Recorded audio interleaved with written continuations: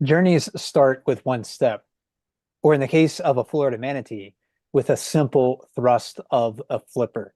Some manatees spend the warmer months of the year swimming hundreds of miles before they return to their wintertime refuges. Other manatees are homebodies who live more in a more limited area. While the urge to explore varies among manatees, as it does with people, knowing more about how manatees explore and why they choose to do so can help us live better alongside one of North America's most unique organisms. Hi, everyone. My name is Mike Fitz. I'm the resident naturalist with explore.org, the world's largest live nature cam network. And to help us learn more about the journeys experienced by the Florida manatees and many of the individuals that we see on our cams on explore.org, I'm joined by Cora Burcham, the Director of Multimedia and a Manatee Research Associate for Save the Manatee Club, which is a nonprofit organization dedicated to protecting manatees, their aquatic habitat, and aiding in the recovery of manatees throughout the world. Cora, so great to see you once again, and welcome back to explore.org. Yeah, absolutely. So happy to be here tonight. And we want to hear from our audience as well. So if you have questions about manatees for Cora, then drop those in the chats, no matter if you're watching on YouTube or directly on explore.org. We have somebody looking for those questions, and we're going to try to answer several of them during the broadcast today.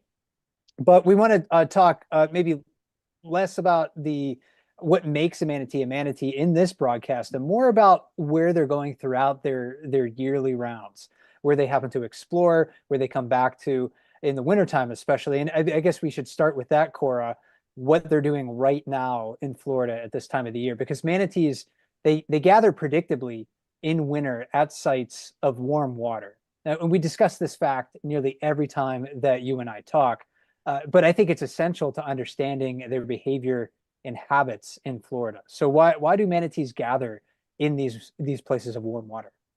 Yeah, so the winter time is really the time when manatees gather at these warm water sites. And when you look at a manatee, you may think they have a lot of fat, they're kind of fat and blubbery, but they actually only have about an inch of fat layer, which is very little for such a really large animal. So they're very cold intolerant. We call them real Floridians because they do not like the cold weather. So anytime when the ambient temperature of the water drops below 68 degrees Fahrenheit, or that's about 20 Celsius, they have to find these warm water sites. And that's why they migrate to springs or the outflow of power plants in the wintertime. And that's when we see these really large aggregations of manatees. And we're seeing some of that right now at Homosassa Springs and Blue Springs and Silver Springs, our webcams in Florida. Uh, and manatees, they're unique among marine mammals for a lot of different reasons. But one of them, and maybe one of the most unique things about them for a marine mammal, is that they're herbivores. I think that all other marine mammals are carnivores in one way or another, whether that's like a blue whale that filters like small, crustaceans out of the water, or if it's an orca that's hunting, a seal or a salmon, or dolphins and porpoises. And then you can think about uh, walruses. They're just sucking up invertebrates off of the seafloor, in the North Pacific, and sea otters as well. I mean, they're busting open clams and sea urchins and things like that. But manatees, they don't do any of those things. They're herbivores, they're grazers.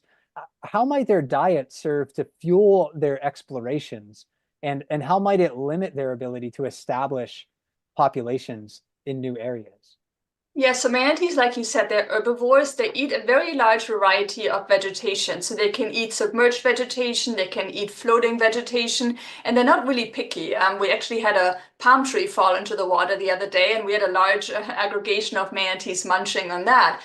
So they do live in fresh and salt water, so they can eat both fresh as well as saltwater vegetation. And especially in the summertime, when they're not bound to these warm water refuges, we do see them migrating even away from Florida. We now see manatees in Georgia, in the Carolinas, in Alabama, even as far west as Texas, or sometimes even as far north as Virginia or Massachusetts, just a few stragglers here and there. So since they are eating vegetation, they can really expand their habitat looking for areas that have that vegetation, especially with the loss of seagrass in some areas of Florida. manatees have been migrating further out to find these food sources. So for example, if there's really good food sources and seagrasses in, say, North Carolina, they may be going up there. So they're really expanding their habitat. But they're also limited by the amount of forage that there is. So if there's not enough food in a certain area, they have to adapt to kind of move out of that area. And then obviously, like I said earlier, with the temperature, that's kind of really the determining factor for them to have to come back down to Florida. So even if there's enough forage in North Carolina, they cannot stay there in the winter time, even if there's enough food, because the water is too cold for them. And we're watching them on Explorador get these perennial springs where water temperatures are relatively warm. That gives those manatees a chance to survive and avoid cold stress and hypothermia during winter. Of course, it's only like part of their lives. So you talked a little bit about this just a moment ago, but how far are Florida manatees known to travel away from Florida? It sounds like they're going in both directions, both along the Gulf Coast and up the East Coast. Yeah, absolutely. So along the East Coast, we really see them going. It's very common to see them in Georgia and the Carolinas in the summer months, and some may even go as far north as Massachusetts. It is pretty rare, but we do have some individuals that end up there. On the West Coast, kind of on the Gulf Coast, we do see them migrating towards Texas. So very common to see them in Alabama and Louisiana over the summer months. And then we have a few stragglers that have even gone over to Cuba or to Puerto Rico. So there's been some Florida manatees that have been identified there, which is very rare, but that occurs too. So they're really expanding their range out during the warmer months. And then in the winter months, they kind of all have to come back to Florida. And I'm wondering too, with manatees using springs, that eventually that water will drain like into the Atlantic Ocean or into the Gulf of Mexico, for example. I'm wondering if those populations do different things away from the springs in the wintertime. So when they're moving away, let's start in the Gulf of Mexico side. So if you're watching the Homosassa Springs cams right now, a lot of manatees on there. It's really one of my favorite cameras to watch in December and January. Where is it? But in the summertime, are those manatees maybe sticking to the Gulf of Mexico side? Do we know that about them? Yeah, so it's very uncommon for manatees from the Gulf Coast to come to the Atlantic and vice versa. So usually the manatees you would see right now in the Homosassa cameras, you probably see them along the Gulf Coast. They may be going down towards, the Fort Myers area. They may also be going up towards the Panhandle area or towards Alabama and Louisiana. There's definitely some manatees that we know from tracking studies that have been seen or have been tagged in Alabama and then have made their migration down to like the Crystal River and Homosassa area. So that's very common. On the other coast, we do see manatees moving from Blue Spring into the St. Johns River, which is right by Blue Spring. And they may be going out into the Atlantic. So you may see them going down towards Port Everglades and Miami. We may also be seeing them going up north. It is very rare that a manatee would kind of switch the coasts. But there has been one example recently, which I think pretty much left all of our researchers stunned. There was a manatee that was rescued in North Carolina just a couple of weeks ago. It was in an area where the water was way too cold for it. It was rescued and it had some scars on it, like most manatees do, and they were able to match it to a manatee that had been seen in Tampa Bay last winter. So this manatee must have somehow gotten around the Florida Keys, gone up the Atlantic all the way to North Carolina. So it's a very rare example, but it does show you, you never know what these manatees may end up doing. And you mentioned scar patterns and other physical features help you to identify individual manatees, especially when they're coming back to these springs each and every year. Do you know any stories about individual manatees that maybe use like Blue Springs, for example, where you do a lot of your work that have traveled far and wide? Yeah, absolutely. So we actually have two examples of our very well-known blue spring manatees. Again, we do recognize them by the scars, and most of those scars are from boat strikes. They can be from other things as well, but most are boat strikes. And we have actually had two manatees. One you actually see on the screen right now, his name is Eris. He's a very well-known blue spring manatee, and they were doing some manatee captures for tagging purposes in Georgia this past year. And they were able to catch Eris and tag him. So we're which means he was outfitted with a satellite tracking device, so researchers could monitor how he's using habitat in Georgia or the Carolinas and where he's going during the winter months. So when they sent us pictures of the manatees that they had captured and outfitted with these tracking devices, one of them turned out to be Eris, and he was a very well-known blue spring manatee. So now we know that our Eris is going up to Georgia in the summer months, and we had another one named Ansel, and he actually went up to Georgia as well. And yeah, this is Ansel actually here on the screen right now. So again, very well known at Blue Spring, and he was also captured in Georgia for a health assessment and for being outfitted with the satellite tracking device, and then made his migration back down to Blue Spring. So it was really interesting to see. We would have never known that some of our animals are going up to Georgia in the summer months. So very cool to know that. Yeah, there's probably more individual stories that are just waiting for us to learn if we pay more attention to who's doing what and where they happen to be going. And along the way, Cora, this has to do with an audience question that came in. You know, the manatees are encountering people. You mentioned that like boat strikes are a major hazard to manatees. But people interact with manatees in a lot of different ways. And somebody wrote in and was wondering, I saw a manatee drinking out of a freshwater faucet. Is this usual behavior? Yes, so manatees are actually attracted to fresh water. They do need to drink fresh water every now and then. They don't have to drink like us on a daily basis, but they do seek out freshwater areas. And some manatees are attracted to, say, freshwater hoses. If you rinse off your boat, you know, they're kind of attracted to that, which that is normal behavior. But we do, it is actually prohibited to provide food or water to manatees. So we don't really encourage anyone to go out there with a hose trying to attract a manatee, because the real problem with that is that manatees are then becoming more and more friendly with people, and they will readily approach docks, marinas, boats, all those kind of things, you know, looking for a handout, which can be very detrimental for them in the long run. And then, like I was saying earlier with the manatee in North Carolina, if that manatee is encouraged to stay in an area where it's expecting fresh water or food, it may actually not follow its natural instinct to move out of that area to seek warmer water. So if that manatee stays around in your area because you're providing it with,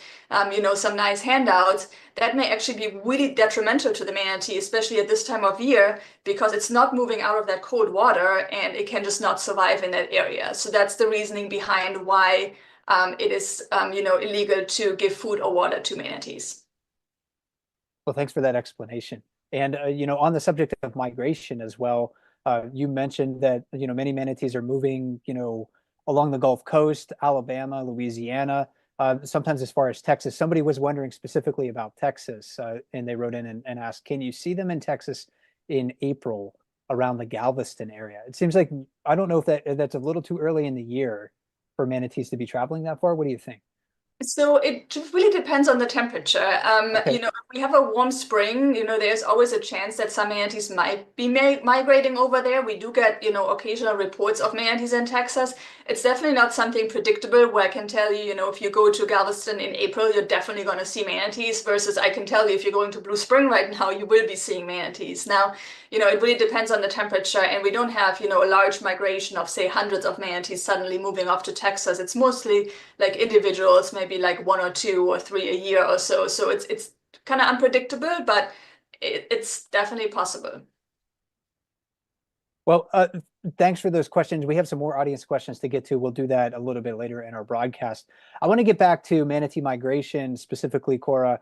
And I'm wondering about the mechanisms that manatees use to migrate. Do we know if their migratory habits are learned? Is this something that they learn by watching other manatees or accompanying their mothers on certain journeys? Or is it an innate instinct that's inherent within them? Or maybe it's a combination of both. Do we know anything about that? So I really do think it's a combination of both. I mean, manatees have that instinct to move to a warm water source when it gets cold, but it's a learned behavior that they learn from their mother. So you really see the mother teaching her calf, and the calf depends on mom for about 1 to 2 years, and mom shows them where the warm water site is. Now, some mothers may know more than one warm water site, which is a really good thing. So they will show the calf where those warm water sites are. At the beginning of the manatee season, when it starts to get cold, the first manatees we'll really see coming into the springs are the mothers with their calves, because the calves are even more cold intolerant than the moms. So mom is really showing the calf where to go, which when we have to rescue an orphan manatee and it has to go into rehabilitation and is released, one of the major big things for these orphans is that they do not know how to find warm water, because it's a learned behavior from mom. And they really miss out on that essential part of their life, where they learn how to migrate to these warm water sources. So that's why we release these manatees at the end of the winter at a warm water site during cold weather, which people may think that's completely the opposite of what you should be doing. But we want to put these inexperienced orphans with lots and lots of other manatees so they can follow these manatees and learn that behavior and learn how to migrate to these warm water sources. Because in rehab, we can really only teach them so much. And when I say we, it's a large group of many different partners. But one thing that we cannot teach them is how to find a warm water source. That's something they have to learn from other animals. Oh, fascinating. Okay. And somebody was wondering about, juvenile manatees, baby manatees. You answered part of this question just a little bit ago, talking about how long manatee babies stay with their mothers. But maybe you could answer that more specifically, just reiterate that once again, because somebody was wondering, how long does a baby manatee stay with their mother? And what is the emancipation or the separation process like for them? Yeah, absolutely. So usually manatee babies stay with mom for about 1 to 2 years, and during that time they will nurse. They will learn how to find food. They will learn these migration routes to these warm water sites, the traveling corridors that they're using, and then usually gradually the mother will wean the baby.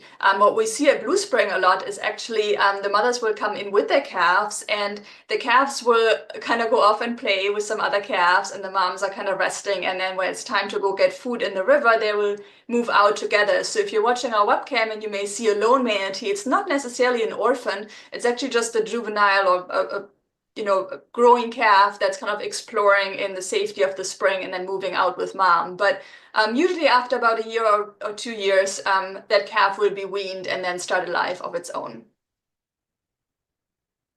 Well, thanks for that information. Yeah, you get to see, I think those family groups on the webcams quite frequently if you're watching closely. So please look for that. And they nurse in that really odd manner compared to like a lot of other what we're used to with a lot of other mammals, right? Their teats are really kind of like below their armpits, and that we were seeing that in that last clip. Yes, it's a really interesting thing that a lot of people don't realize. The manatees have their teats behind their front flippers, and they have one on each side, so they can actually nurse more than one calf at a time. And manatees do adopt orphan calves as well, or sometimes they will nurse a random juvenile or somebody else's calf. So if you see a manatee with, two calves on the webcams, that's certainly something that's not uncommon. It's not necessarily a pair of twins every time you see that, but here we have this beautiful footage of the calves nursing off of mom. And what's really cool about that is that mom doesn't have to stop to nurse the calf. I mean, you see how they're swimming, and the calf is kind of swimming alongside mom, nursing while they're swimming. So they don't really have to stop and roll over to nurse their calves. They can actually swim along and nurse that calf at the same time. Yeah, I guess that's a manatee version of fast food, in a sense. And of course, you mentioned that they're learning a lot from their mothers. I'm curious to know on the subject of migration and movements, how individualistic are their year-round movements? For example, we know that a few manatees that you mentioned like to roam. They like to go pretty far every year. Are other manatees, though, more apt to stay in a localized area? Absolutely. Yeah, no, I do think they have personalities just like people. Some of us really like to travel, like myself. I like to go every time I have time. I would like to go somewhere, explore new things. And then there's other people who just really like to stay in their hometown. So we do have those manatees as well. And for Blue Spring, some of those will stay in the St. Johns River and the Blue Spring vicinity pretty much year round. And how do I know that? Because we do see them coming into Blue Spring during the summer months. So we do have some manatees, for example, manatee gator or manatee matahari. They like to come into Blue Spring occasionally during the summer months. So that's pretty much telling me that they don't really go all the way to Georgia and then come back to Blue Spring once a week. So we see Gator here on the screen right now, and he's one of the ones that we pretty frequently see during the summer months. And then we have some others, like I said earlier, like Ansel and Eris, they have been seen in Georgia. We have Manatee Millie, who likes to go into the Silver River as well as go all the way down to Port Everglades. She is a very large individual, and we do see her swimming by here on the camera right now. She has kind of a split tail, so easy to identify. So she definitely likes to roam. So I really think it's that they're all individuals, and some of them are just more outgoing to explore, and some of them just to like to stay closer to home. And I don't know if personalities have been described for manatees, but yeah, what do you think about that idea? How might these differences, at least in the exploratory tendencies, say about individual personalities in manatees? I absolutely am of the opinion that they have personalities, all of them. I mean, I know it's very anthropomorphizing things. I mean, I'm trying to compare it to people, but just watching them, you see so many different personalities. You see some of them that are super friendly with people, which we don't really encourage, but that's what they do. You see others that don't want to have anything to do with, with people. We see some mothers that are readily nursing more than one calf. They love to surround themselves with groups of calves and juveniles. And others just they nurse their own calf, and as soon as another calf comes up and wants to have a little bit of milk from them, they don't want that. We see here on the webcam that's actually Manatee Annie. She's a regular at Blue Spring also during the summer months. Very playful. We see her here eating a fallen palm frond. So some of them are extremely playful. When we count them in the winter months, some of them like to be in the same area of the spring run every single winter. So you're paddling into an area and you kind of already know who you're going to see in that specific area every year. So I absolutely think they have personalities and they're all, individuals and all a little bit different. And this is, I think, this is footage of you in the boat with doing a manatee survey or census, and you do this every day in the wintertime. Is that correct? Yes, exactly. So this is actually me and our main researcher, Wayne Hardley, and we do those surveys every day in the winter time. So what we do is we count the manatees and we also identify them by those scar patterns. So not only do we get a total count per day that we can post on our website and on our social media platforms for people to follow, we also, see who is there and who has a calf or who may be injured. So we do relay that information to our partners who are responsible for the rescues and the releases. So we do help with that as well. And we usually do that every time of in the winter time every day. And that's us going out on the canoe. We have a federal research permit to do that because, like I said, it's a protected sanctuary. So usually there's no boating, swimming, paddling, any of that allowed in the spring run. So the manatees can just enjoy that for themselves. But we count them every day, and sometimes if you see us going by on the webcam, that's probably what we're doing.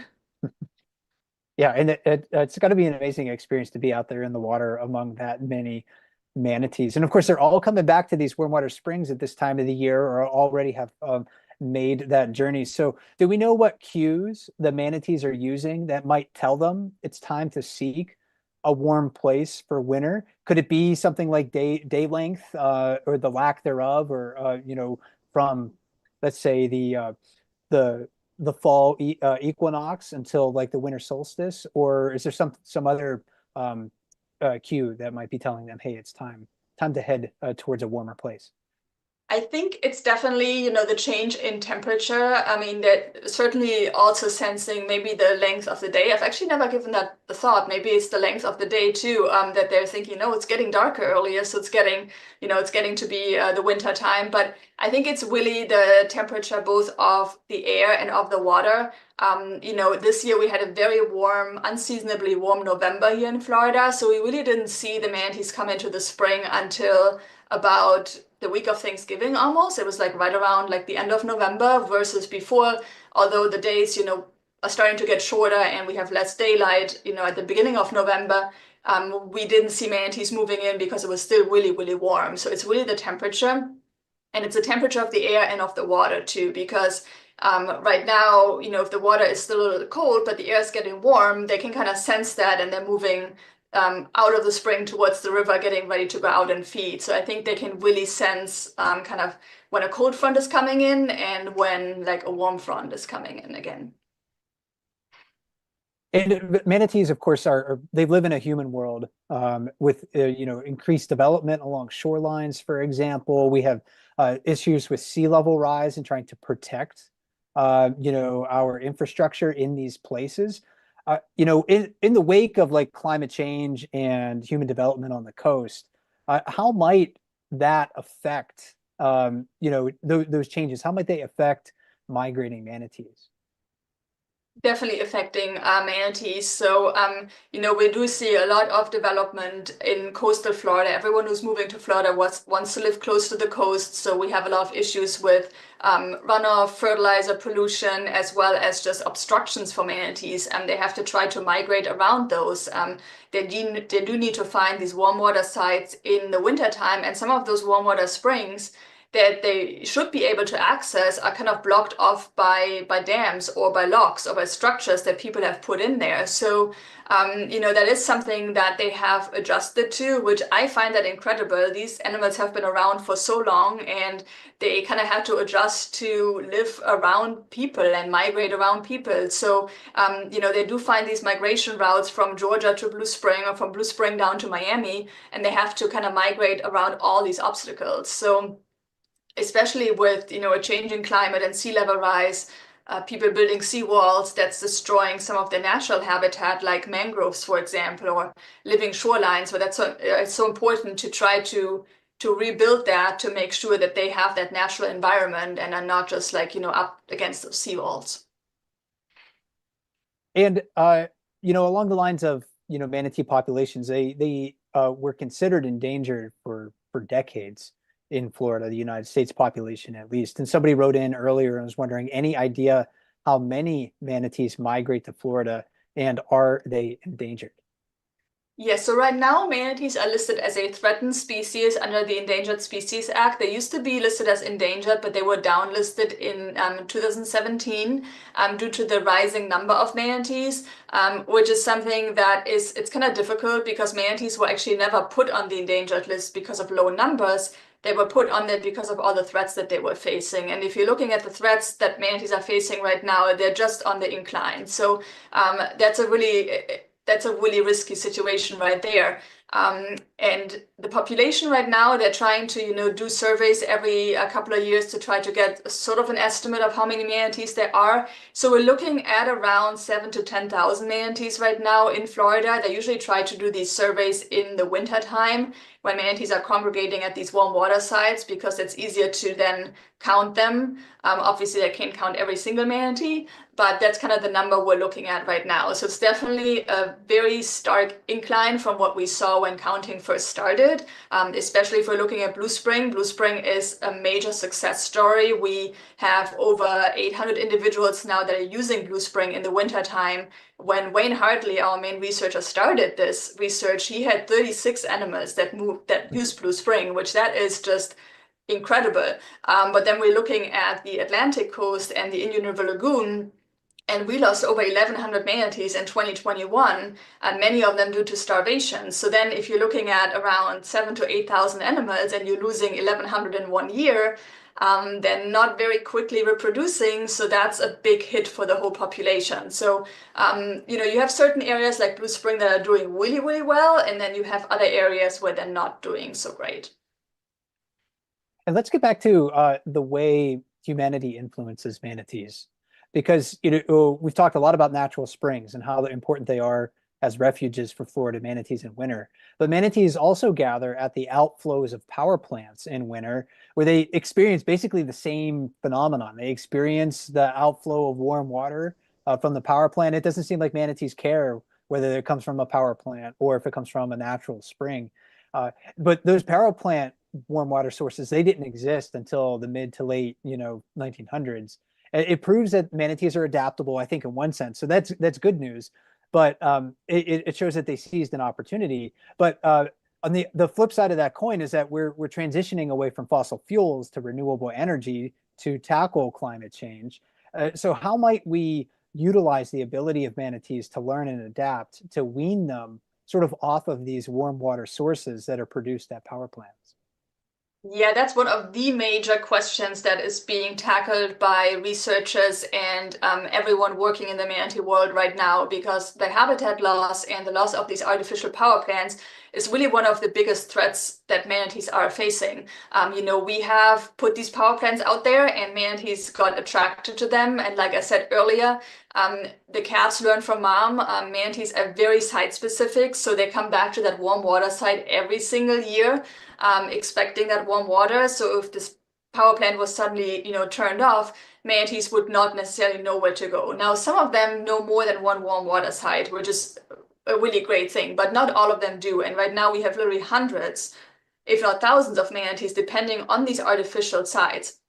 So there is right now local warm water habitat workshops and working groups that are trying to figure out solutions of how to wean these manatees off of these power plants, which kind of has to be done gradually. You can't just shut down a power plant and expect them to know where to go. So there could be additional passive thermal basins, which are areas with shallow water that warms up for at least a short period of time where manatees could overwinter.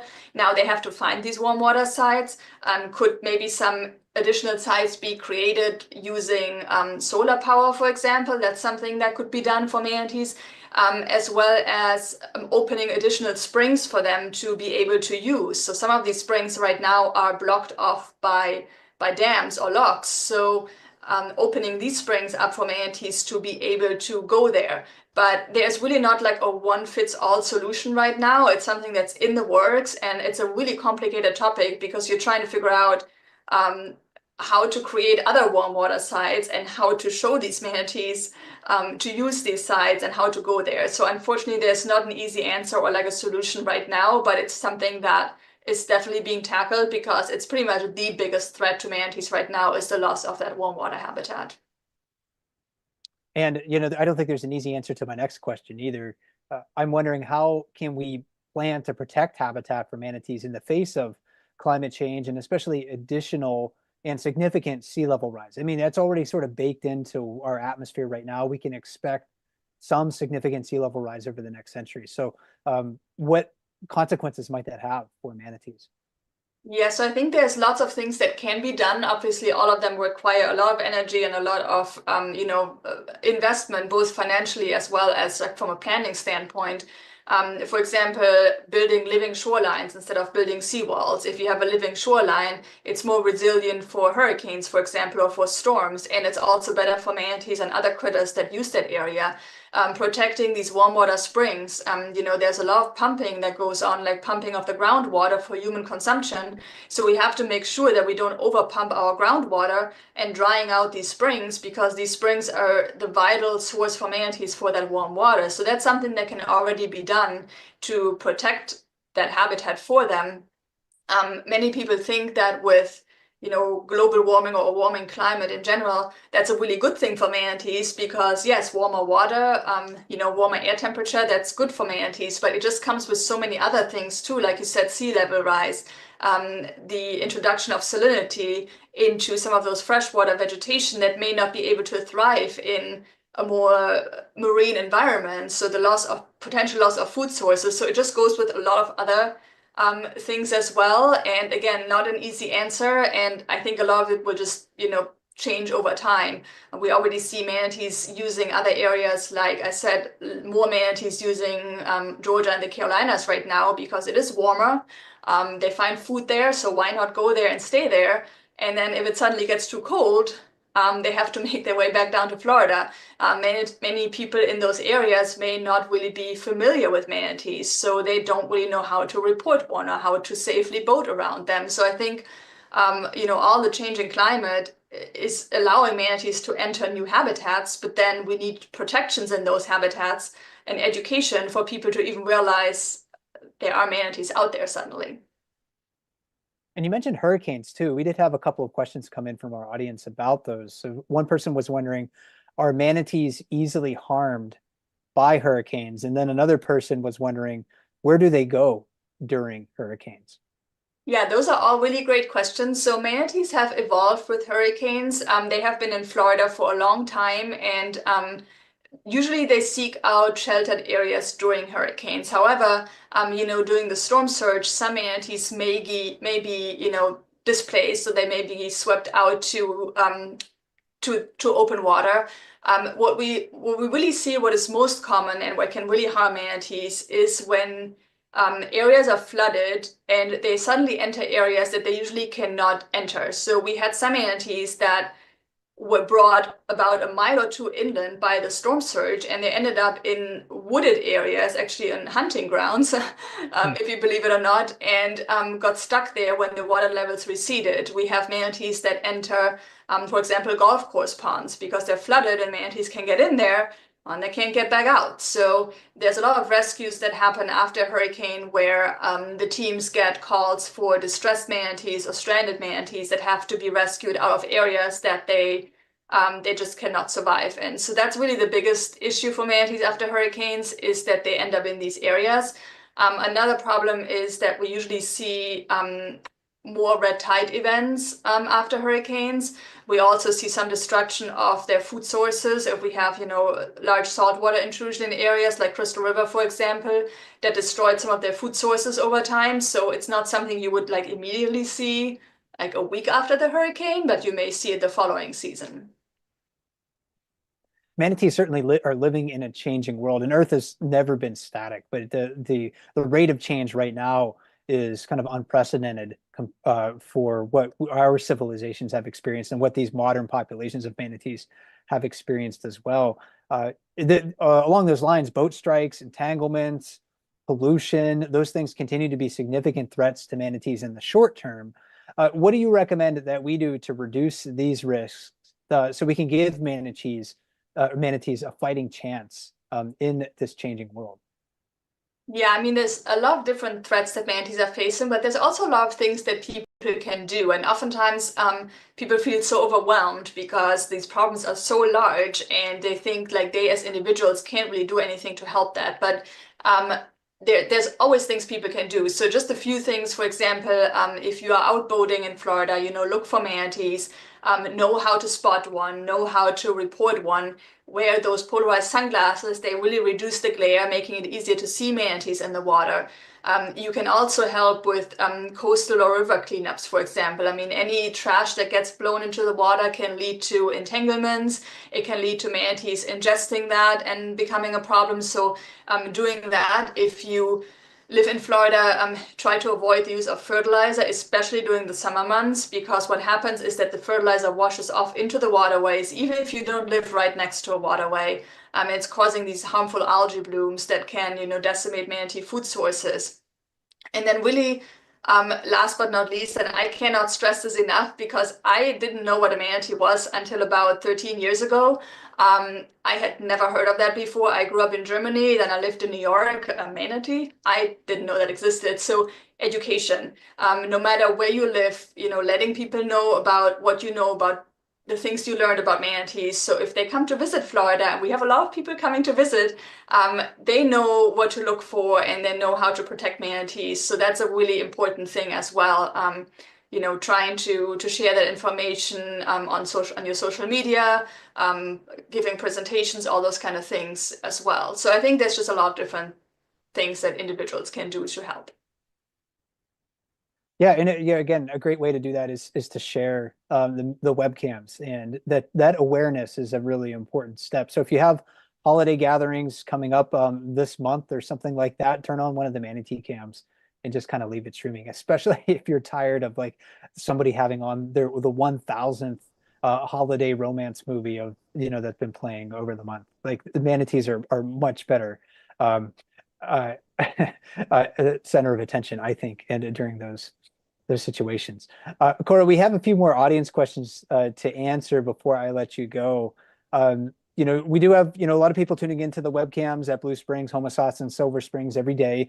And one person wrote in and said, I've noticed a lot more calves on the Blue Springs cam this year. Do you think there's more than usual? So it seems that we hit a new record with the calves every single winter season, and that's really amazing.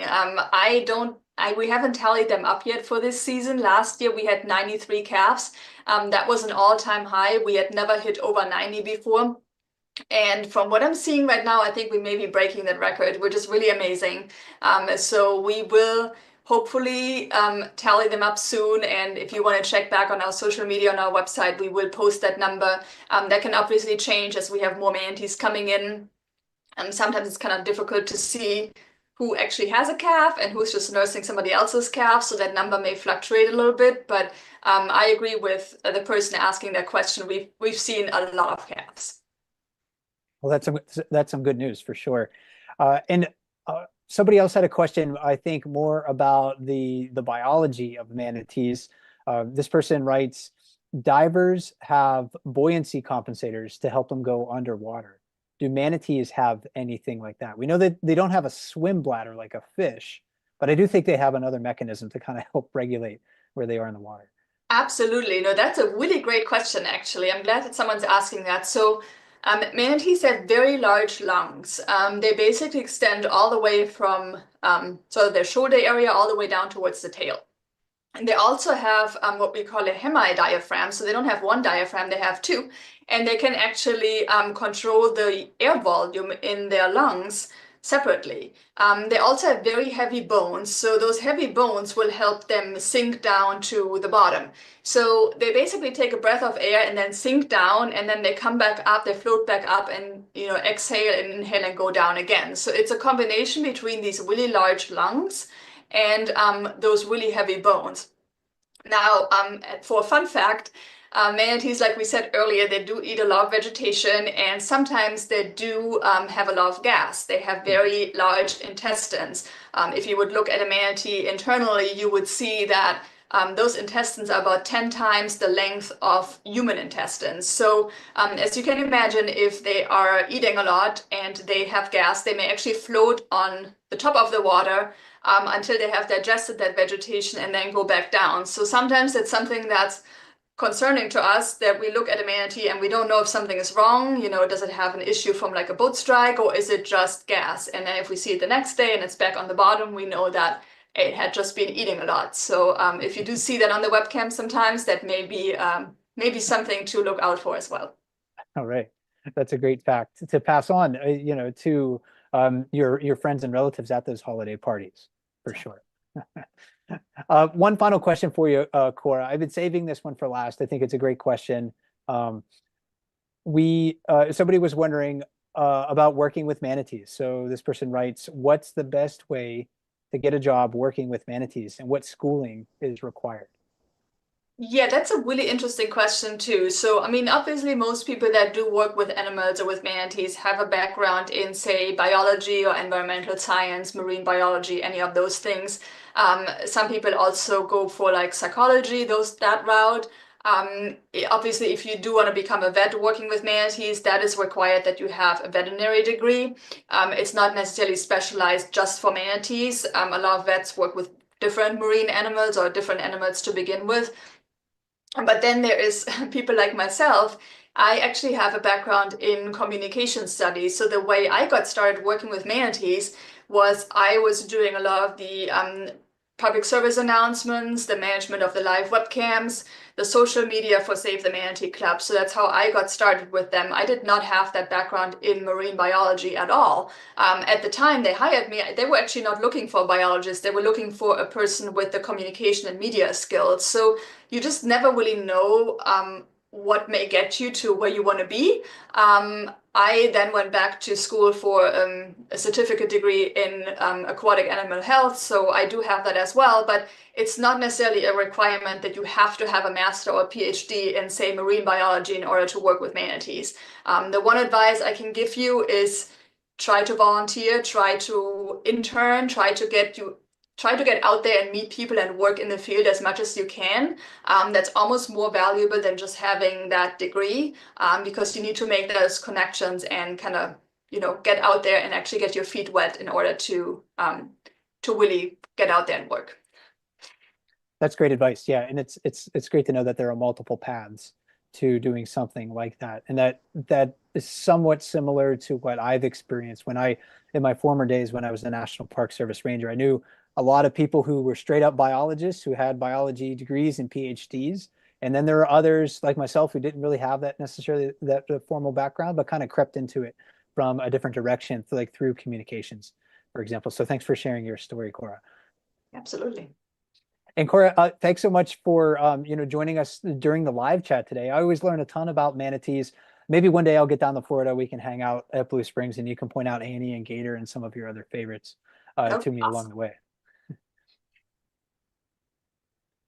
Well, yeah. So I always learn a ton from my guest, Cora Burcham, who is the director of multimedia and a Manatee Research Associate for Save the Manatee Club. Cora, thanks so much for being here today. And I think we're going to try to maybe do one more Manatee live chat later in the winter. So I'm looking forward to joining you for that.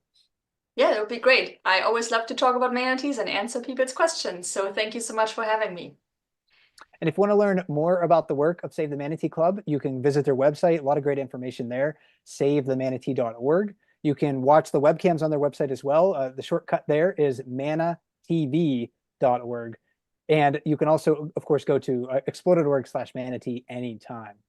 To ensure a future for manatees in North America, it means that we need to go beyond merely protecting their wintertime warm water refuges. Cora helped us understand the importance of those other habitats during our program today. This means dealing with climate change quickly, protecting seagrass beds, reducing our consumption of plastic and other garbage so less goes into the ocean, and in some, considering the needs of manatees as equal to our own. Let's work to build that future for ourselves and manatees.